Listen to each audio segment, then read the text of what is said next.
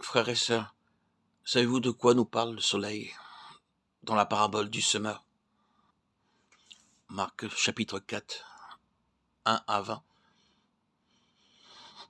Savez-vous ce que sont ces tribulations et ces persécutions à cause de la parole? Cela nous parle de la croix opérante, et la croix est la plus puissante expression de l'amour de Christ. Lorsque nous sommes allés vers le Seigneur, nous nous sommes réjouis de son salut. Nous avons pensé pouvoir le suivre tout au long du chemin.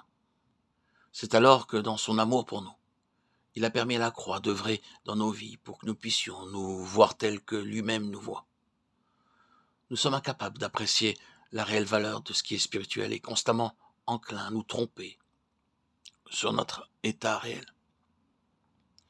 C'est pourquoi, dans son amour, il se sert de la croix dans nos vies afin que nous n'ayons aucune illusion sur nous-mêmes. Il ne supporte pas de nous faire progresser sur une fausse base. Nous pouvons penser que la volonté de Dieu est notre seul désir. C'est alors que nous pouvons soudainement découvrir que notre volonté et la sienne sont en complet désaccord. Il veut que vous alliez dans une direction et voulez vous diriger vers une autre. Vous aviez présumé que la seule volonté de Dieu vous conduirait, et aussi ce que cela impliquerait. Cependant, vous constatez que ce qui survient est tout autre que ce que vous aviez pu imaginer. Et vous n'aimez pas cela.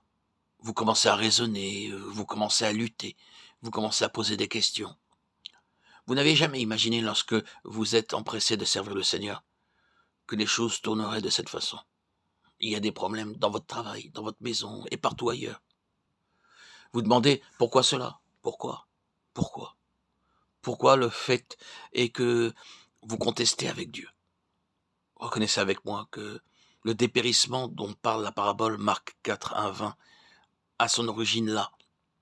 Je sais qu'un certain nombre de croyants parmi nous sont naturellement en controverse avec Dieu. Oh, laissez-moi vous dire solennellement que votre attitude à l'égard de tout ce qui provoque aujourd'hui en vous certaines réactions déterminera la réelle valeur de votre vie spirituelle dans les jours à venir.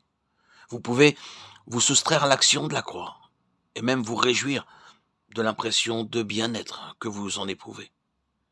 Mais votre vie aura été malheureusement appauvrie par ce gain apparent. Ne vous faites pas d'illusions en pensant que vous avez triomphé dans ce conflit.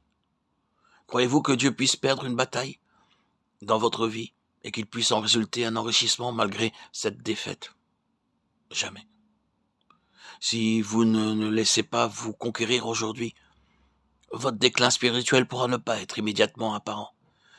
Mais cet aujourd'hui sera décisif. Et un jour, il sera manifeste que la mort est entrée. Toute vie présentée à Dieu sera éprouvée.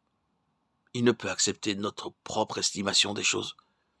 Il fixe la valeur de notre offrande en la soumettant à l'épreuve et ne détermine sa réelle valeur qu'à l'issue de celle-ci.